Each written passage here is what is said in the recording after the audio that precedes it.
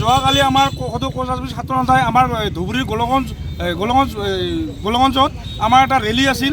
সেই ৰেলীত আমাৰ জোৰ সমদল প্ৰগ্ৰাম আছিল, কিন্তু তাতে কি হ'ল, আমাৰ বিজেপি নেতৃত্বৰ চৰকাৰখনে অসম পুলিচৰ আমাৰ ধুবুৰীৰ SP লীনা দলৰ নেতৃত্বত আমাৰ কিছুমান পুলিচ গুণ্ডাগিৰি আহিয়ে আমাৰ বিভিন্ন প্ৰতিবাদকাৰীক একদম লাঠিৰে মাৰধৰ কৰে, লগতে বিভিন্নজনক মূৰতো আঘাত কৰিছে।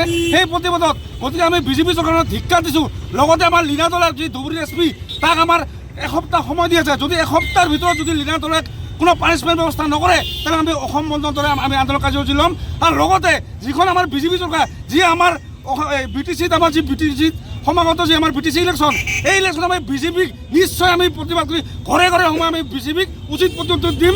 আৰু লগতে যি আমাৰ আগন্তুক 26 যি বিধানসভা ইলেকশ্যন আছে, আমি আক্ৰাসে সদৌ কৰ্মচাৰী ছাত্ৰ সন্থাই আমি বিজেপিক উচিত প্ৰত্যুত্তৰ দিম। আৰু আমাৰ ইয়াত লোৱাৰ আছামত আমি বিজেপিক একবাৰ উদ্ধাৰ কৰিম।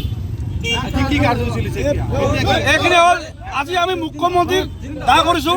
এইকাৰণে দাহ কৰিছোঁ কাৰণ কি আমাৰ অসমত বিজেপি চৰকাৰ, যিহেতু বিজেপি চৰকাৰ, আৰু অসমৰ যিহেতু মুখ্যমন্ত্ৰী হিমন্ত বিশ্ব শৰ্মাৰ নেতৃত্বত যিখন আমাৰ বিজেপি চৰকাৰে যি অসম পুলিচৰ দ্বাৰা আমাৰ কৰ্মচাৰীৰ যি অত্যাচাৰ চলাই আছে, আৰু আজি আমাক যি বাৰে বাৰে প্ৰতিশ্ৰুতি দি আছে STৰ নামত, কমতাপুৰৰ নামত, যি আলোচনাৰ নামত ভেকভাওনা কৰিছে, সেই প্ৰতিবাদত আমাৰ যদি জনজাতিকৰণলৈ কোনো ধৰণৰ আলোচনা বা সমাধান নকৰে, তেনেহ'লে আমি ইয়াতকৈ ভয়ংকৰ আন্দোলন কৰিম। আৰু আজি আমি আপোনালোকৰ মিডিয়াৰ যোগেদি আমি জনাব বিচাৰোঁ যে যদি আমাৰ লগত কোনো ধৰণৰ আলোচনা বিহিত নকৰে, হয়তো আগন্তুক দিনত নিশ্চয় আমি অৱৰোধ কাৰ্যসূচী ঘোষণা কৰিম।